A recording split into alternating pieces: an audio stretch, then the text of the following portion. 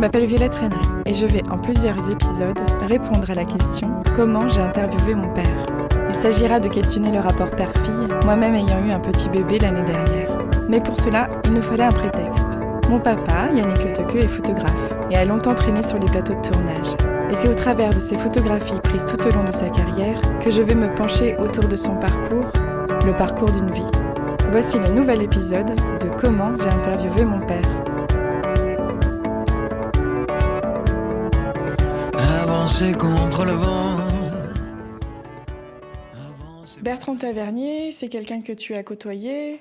Comment tu l'as rencontré la première fois ? Eh bien, la première fois, c'était à Quimper, parce que l'atelier régional cinéma s'était créé l'année auparavant, grâce à notre cher président François Mitterrand, qui avait, dans sa campagne, mis en place les ateliers de cinéma en région, qui étaient dans le même programme que les radios libres.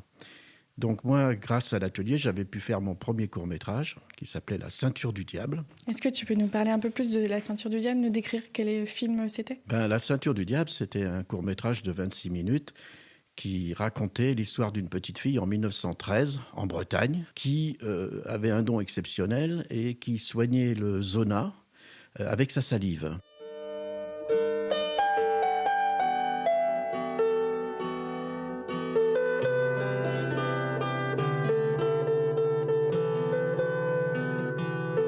Je m'étais inspiré d'un fait réel, une vieille dame qui s'appelait Madeleine Renaud, comme la comédienne, mais c'était pas la même, qui m'avait raconté son histoire un jour où j'avais emmené un ami se faire soigner. Et cette histoire m'est revenue 5-6 ans plus tard et j'ai trouvé que c'était un très beau sujet pour mon premier court-métrage. Je n'ai jamais vu une malade aussi pitoyable. On la croirait ensorcelée. Sais-tu, Raymond, comment se nomme cette maladie ? Quand elle fait le tour du corps, la ceinture du diable.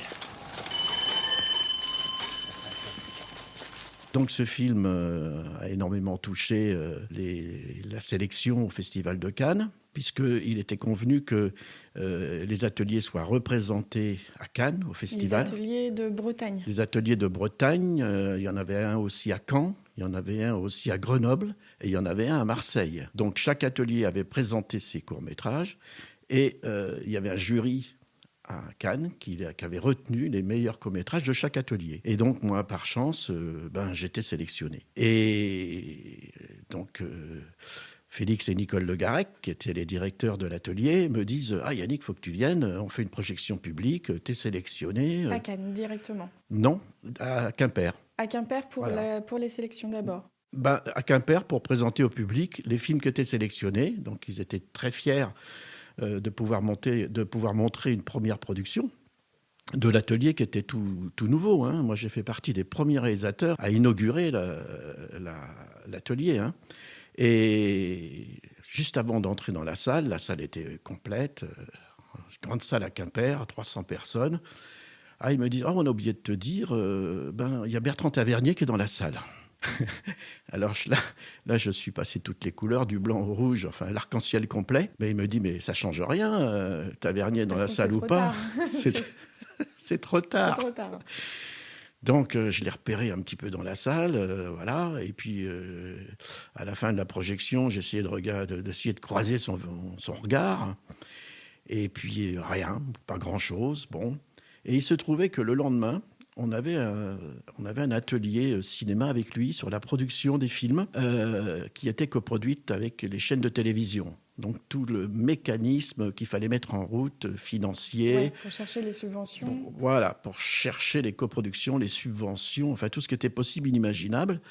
Et donc, naturellement, moi, le lendemain, j'étais à ce qu'on appellerait aujourd'hui à son masterclass. Et j'ai écouté, j'ai posé 2 ou 3 questions et il nous a dit, vous savez, moi, je suis à mon 10e long métrage, mais j'ai toujours un mal de chien à trouver une télé, alors qu'il était déjà césarisé, etc. Alors nous, on se disait, les jeunes réalisateurs, on était en face de lui, on se disait, on n'est pas prêt de faire quelque chose. Et puis, à la fin du masterclass, je me suis dit, il va peut-être nous dire 2 mots à chacun sur les films sélectionnés qu'il avait vus la veille au soir, quoi.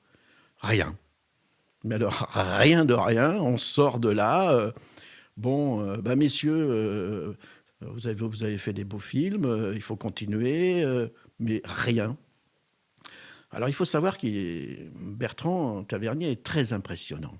D'abord par sa carrière, mais aussi par sa stature. Et puis, il a toujours un grand manteau, avec toujours un sac plastique qui transporte. Donc, on dirait un personnage qui sort tout droit d'une bande dessinée, qui me faisait penser, moi, à l'époque, à Claire Bretéché, qui faisait de la bande dessinée et qui, entre autres, faisait tous les génériques de France 2, avec ce personnage-là. Alors, très impressionnant. Et bon, moi, j'ai quitté Quimper. Bon, on va dire que j'avais vu Bertrand Tavernier, mais je ne l'avais pas rencontré. Et comment est-ce que tu l'as revu la fois d'après? Qu'est-ce qui s'est passé? Alors, il s'est passé que, comme c'était un féru de cinéma anglais, américain, il a écrit de nombreux livres sur le cinéma. Il est président de l'Institut Louis Lumière. Enfin, bon, c'est une sommité dans la... D'abord, il a été attaché de presse au début de sa carrière. C'est une sommité dans le cinéma. Et naturellement, de temps à autre, il venait au Festival du film britannique à Dinard. Et en 1994, moi, je préparais mon grand chef-d'œuvre, l'Impérial Bioscope, ce fameux cinéma itinérant de 300 places, avec 3,39 tonnes qui se déployaient, où on voulait, sur n'importe quel parking, pour pouvoir faire une salle supplémentaire à tous les festivals qui manquaient de place. Qui était couverte, qui n'était Voilà, pas en plein air, pas obligatoirement en plein air. On pouvait faire des projections plein air, mais on pouvait faire des projections avec le chapiteau. Et pour la petite anecdote, l'Impérial Bioscope est encore venu l'année dernière. Donc, l'année dernière, au dernier festival du film britannique. Et bon, je prends un peu d'assurance en lui disant bonjour, monsieur Tavernier, vous vous souvenez? Il se souvenait? Oui, il se souvient de tout, naturellement. Mais j'ai osé l'aborder de front et je lui dis voilà, je suis en train de faire quelque chose qui va vous intéresser. Ah bon, montrez-moi ça. Et alors surtout, moi, ma façade était une façade de cinéma forain du début du siècle. Alors là, il était archi passionné parce que c'est toute une période qui était très méconnue à l'époque et qui est encore méconnue. Mais il faut savoir que le cinéma, après l'incendie du bazar de la Charité à Paris, les cinémas, les projections... Les personnes décédées sont des femmes parce qu'elles n'arrivaient pas à sortir à cause de leur robe. Voilà, donc le cinéma a été interdit dans les lieux où on pouvait, dans les théâtres, etc. Et le cinéma est parti chez les forains, dans les théâtres forains et les cirques. Enfant de la Valeur, amoureux du grand air, nous avons notre étau pour capitale, pour clocher l'univers. Et moi, dans mon décor de l'Impérial Bioscope, je retraçais toute cette épopée. Alors là, une fois que je lui ai montré ça, il était complètement emballé. Mais là, t'en étais où? Parce qu'il était créé déjà le cinéma ou il était en recherche? On était au tout début du... J'étais justement en recherche de financement. D'accord.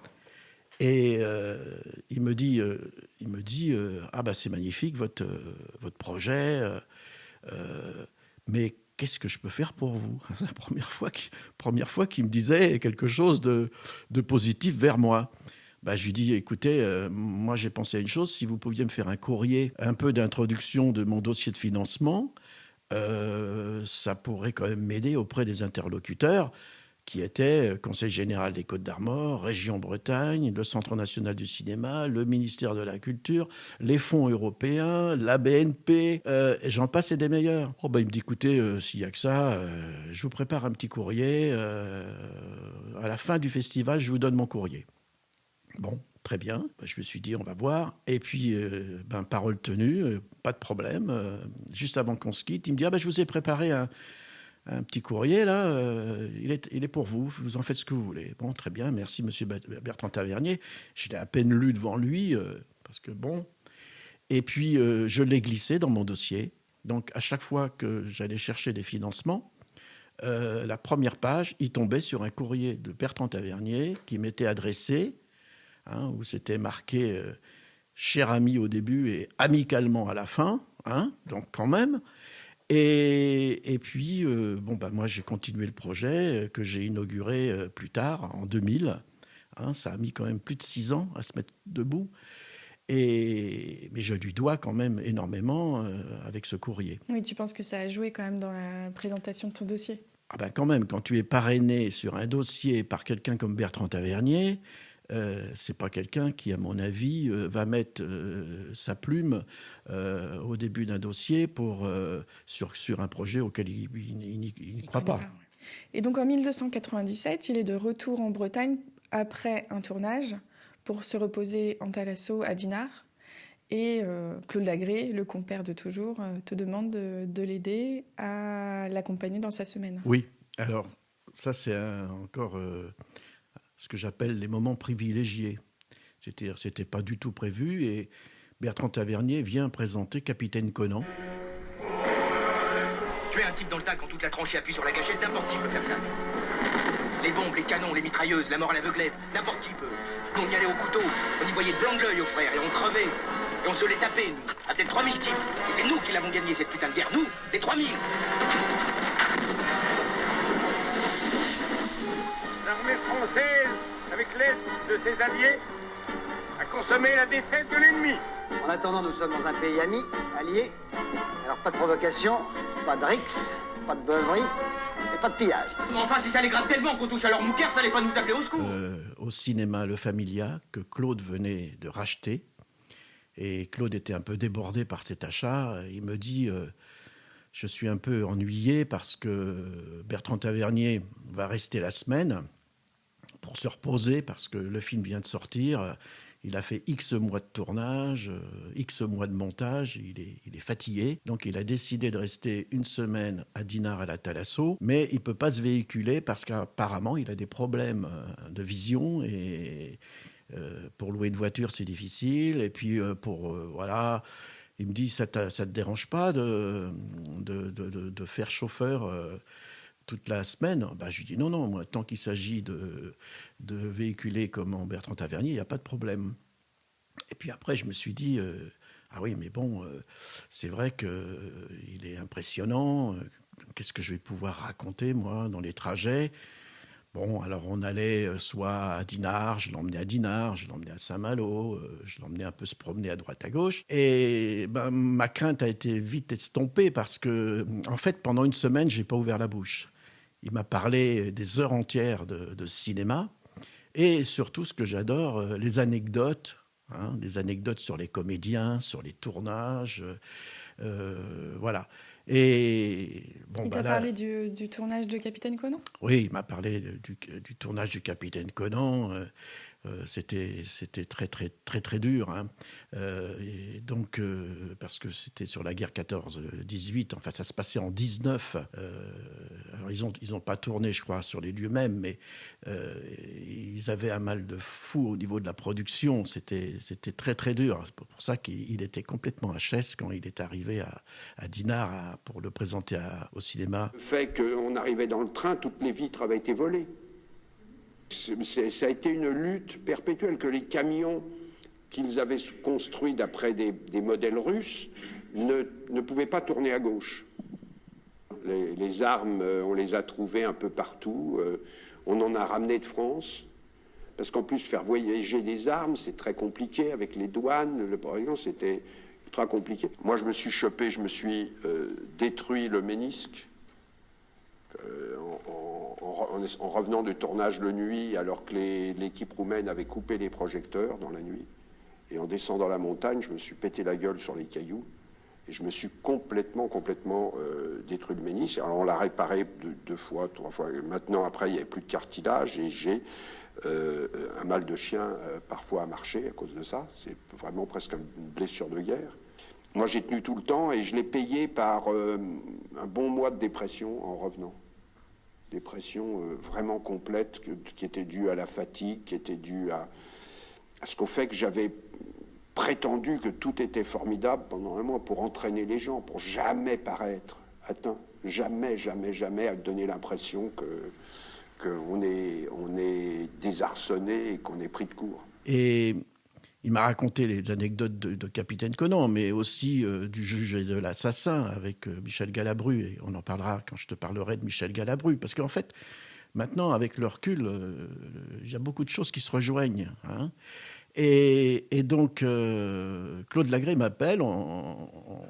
Il m'appelle. Donc, oui, à l'époque, il y avait déjà les premiers portables. Hein. Et il me dit cet après-midi, vous avez rendez-vous à Dinan, à la Villa Magdala, chez Simone Roger Vercel, qui se trouvait être la fille de Roger Vercel, qui en même temps avait été sa secrétaire pendant plus de 15 ans. Bon.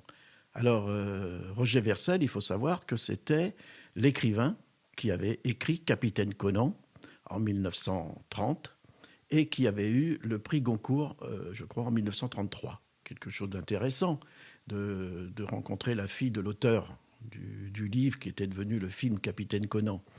Donc, Villa Magdala à Dinan, derrière les remparts de Dinan. On se retrouve pour un thé party vers 16h. Et au début, tout le monde s'est fait des politesses. Tu sais pas trop quoi te raconter. Ben non, en fait, c'était un peu une ambiance un peu particulière. Et puis il manque l'auteur quand même s'il y a sa fille. Voilà, et tout le monde était très intimidé en fait. Parce que moi, j'étais un petit peu moins intimidé avec Bertrand Tavernier, mais Simone Roger Vercel, qui était quelqu'un de très réservé, etc. Bon, donc au bout du deuxième thé, du troisième petit gâteau, et après les politesses d'usage, ça s'est détendu. Et puis on est rentré dans le vif du sujet, en fait. Et au fond de la pièce, au fond du salon, il y avait un grand bureau avec une bibliothèque autour du bureau. Et puis Simone dit à Bertrand, c'est sur ce bureau que mon papa a écrit Capitaine Conan. Alors d'un seul coup, Bertrand, il dit à Simone, vous m'autorisez à m'asseoir ? Tout se faisait dans une très grande politesse et délicatesse. Ouais. Simone lui dit, mais allez-y, il n'y a aucun problème. Elle lui dit, il y a même mieux, je vais vous sortir le manuscrit original de Capitaine Conan. Et maintenant, il ne me reste qu'à souhaiter que ce livre soit lu, et lu comme je l'ai écrit, c'est-à-dire qu'il montre, en somme, à tous, et même à ceux qui l'ont oublié, ce que c'est que la guerre, et ce qu'il est capable de faire d'un petit breton, d'un petit mercier breton, qui sans elle eût peut-être été conseiller municipal. Qui sort de la guerre, il est fusillé après. Mais alors, c'est la guerre. Oui, donc il dit qu'il aurait pu être conseiller municipal. Voilà. Oui, vous connaissiez ce document ? Je l'ai connu juste avant. C'est la famille Vercel qui me l'a envoyé, mais il y a très très peu de jours. Avant de faire le... Ah mais oui, j'ai tout découvert chez eux 6 mois après avoir fait le film. J'ai découvert la première version du manuscrit de Conan, et je trouve que d'ailleurs Albin Michel, en le rééditant, aurait dû faire un peu quelques recherches, parce que le premier manuscrit, le premier état, est très différent. Qui était écrit à la main. Qui était écrit à la main, hein, à la plume. Bon, puisque, entre parenthèses, ce qu'il faut que tu saches, c'est que Roger Vercel était professeur de lettres au lycée de Dinan, et qui par la suite est devenu, en 1966, le collège Roger Vercel, où moi j'ai usé mes fonds de culotte entre 1963 et 1968. Donc toi, tu étais à l'internat. Moi, j'étais en internat, et donc, moi, lorsque j'étais au collège Roger Vercel, j'avais déjà lu 1 ou 2 livres de Roger Vercel, pas Capitaine Conan, mais j'avais lu 2 autres livres, parce que j'étais quand même très intrigué d'être dans un internat où était Roger Vercel, où il avait exercé comme professeur de français et de lettres. Donc j'ai fait cette photo que tu as devant les yeux. Donc on y vient justement. Là on voit Bertrand Tavernier en train de feuilleter. L'ambiance est brune, c'est rigolo. C'était avec, on dirait quasiment du sépia, mais c'est pas du sépia, c'est de la couleur. Ah non, oui, là, moi la photo, elle est telle quelle. En fait, c'est parce que, tu vois, derrière, il y a un grand vitrail. Hein, il y a un vitrail, la lumière passait à travers ce vitrail, ce qui faisait que, en fait, ça faisait comme dans les églises, ça fait comme un effet avec toutes les couleurs qui tombent sur le bureau. Et Bertrand Tavernier, il est en train de regarder le texte, Et j'ai fait cette photo, j'en ai pas fait en 3000, hein, j'ai fait cette photo. Et puis après, j'ai quand même demandé à ceux qui étaient présents, donc Simone et sa sœur, de venir avec Bertrand Tavernier sur le même axe, sur le même bureau, et j'ai photographié tout le monde. Mais cette photo, je te l'ai sortie parce que c'est celle que j'ai offerte à Bertrand Tavernier plus tard. Et je lui ai offert un format 30-40 avec d'un côté une page de texte original du livre de Roger Vercel et en dessous de la photo, un petit mot de Simone relatant l'histoire de la photo. Il est marqué « Page extraite du carnet utilisé par mon père lors de sa mission en Transylvanie. Ces notes ont servi à la rédaction de Capitaine Conan. » Voilà. Et puis, une fois que... Alors moi, j'ai quand même demandé à Bertrand, je lui ai dit, mais c'est dommage qu'on aurait dû organiser cette visite avant le tournage. Et puis il m'a dit, non, les choses doivent se faire quand elles doivent se faire. Et ça m'aurait gêné d'avoir une charge trop lourde à apporter par rapport à l'auteur, peut-être. Oui, parce qu'il avait fallu faire l'adaptation du livre. Tu sais bien qu'à chaque fois qu'on adapte, on tourne le sujet d'un roman, on est obligé d'adapter au cinéma. C'est pas tout à fait la même chose. C'est pour ça que certains spectateurs sont déçus. Quand ils ont lu le livre avant et qu'ils voient le film, il y a toujours une petite marge. Mais on ne peut pas faire exactement la même chose entre le cinéma et le livre. C'est pas le même imaginaire. Et Bertrand me dit non, ça m'aurait troublé dans mon imaginaire. Et c'est très bien ainsi. Et voilà, donc on a... Tu l'as ramené à la gare de Rennes? Alors, pas tout de suite. Je l'ai d'abord ramené à sa Thalasso à Dinard de base. Et puis, le lendemain, il me dit là, j'abuse, mais vous ne pourriez pas m'emmener au train demain à Rennes? Parce qu'à l'époque, on n'avait pas le TGV qui arrivait à Saint-Malo. Hein. Je lui dis non, mais il n'y a aucun problème. Et donc... je voyais qu'il avait toujours son grand manteau avec son petit sac de plastique. Et puis, en montant dans le train, il m'a dit vous savez, je suis arrivé avec le spleen du tournage de Capitaine Conan. Je croyais m'en remettre complètement, mais avec notre visite d'hier, je repars avec un spleen pas complètement terminé, parce qu'on avait discuté dans la voiture longuement qu'après les tournages, aussi bien pour les équipes techniques que pour les comédiens, que pour l'ensemble des gens qui participent à un film, il y a toujours une période de réadaptation de la vie courante. Oui, du fait d'avoir vécu tous ensemble, d'avoir eu autant d'émotions et que du jour au lendemain, c'est fini. Oui, c'est-à-dire que pendant le tournage, tout le monde se déteste. À la fin du film, tout le monde pleure parce que c'est la fin du film. Et tout le monde se dit qu'on va se revoir très vite. Et en fait, il y a des gens que tu revois très vite et il y a des gens que tu revois jamais. Ou il y a des gens que tu revois 10-15 ans plus tard sur un autre film ou pas du tout, dans une autre occasion. Donc, il me dit on aurait dû créer un hôpital de remise en forme. Cure de désintoxication. Voilà, cure de désintoxication du film qu'on vient de tourner pour repartir propre sur un nouveau projet. Et puis, il me dit écoutez, l'ami Le Toqueux, merci et à bientôt. Alors là, on est sur les lieux du tournage de Capitaine Conan. On est à Saint-Sulliac, le plus beau petit village de France. Et on est exactement où, papa? On est à Saint-Sulliac. Saint-Sulliac, ça se trouve entre Dinan et Dinard, sur les bords de Rance. C'est un magnifique village qui a servi de nombreuses fois à des décors de films. On y reviendra par la suite. Mais là, on est dans la rue de la Grande Cohue, où a été tournée la fin du film Capitaine Conan. Bertrand Tavernier a tourné quelques séquences sur le Cap Fréhel, et la fin du film ici, lorsque Capitaine Conan revient après la guerre 14-18, il revient chez lui dans son village en Bretagne, et il est un petit peu défait par tout ce qu'il a pu vivre. Et là, en fait, il y avait un décor qui avait été monté, et on faisait penser aux spectateurs qu'on était à l'intérieur du bar, café, où va se dérouler la scène finale, le grand monologue de Philippe Torreton. Et en fait, ici, à l'endroit précis où on est, il y avait une fausse fenêtre, avec ce qu'on appelle un borgnole en termes de cinéma, c'est-à-dire un grand drapé noir, avec une seule fenêtre qui était dans le noir, et la fenêtre donnait sur le clocher qu'on a juste en face. En fait, cet endroit n'existait pas.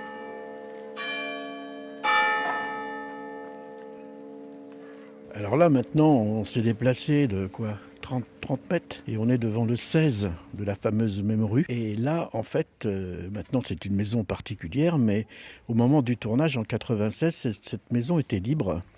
Et Bertrand Tavernier s'en était servi pour faire la scène finale, pour faire croire que l'endroit était donc un bar-café de la fin de la guerre. 14-18. Et donc toute cette rue était aménagée avec des charrettes, avec des figurants, avec de la terre battue en bas naturellement et pas du goudron comme aujourd'hui. Et ce décor de Saint-Suliac qui est unique, quoi. En fait, c'est rigolo parce que j'ai l'impression que c'est comme si tu avais été au tournage. Tu as été sur le tournage ? Ah ben bien sûr, j'étais là. J'étais là avec mon fidèle complice et ami Claude Lagré, et Bertrand Tavernier nous avait invités à la journée pour le tournage. Donc on avait assisté à tout ce tournage, on avait rencontré Philippe Torreton, on avait rencontré Samuel Le Bihan, qui était un jeune comédien qui démarrait et qui jouait le rôle de Roger Vercel en fait.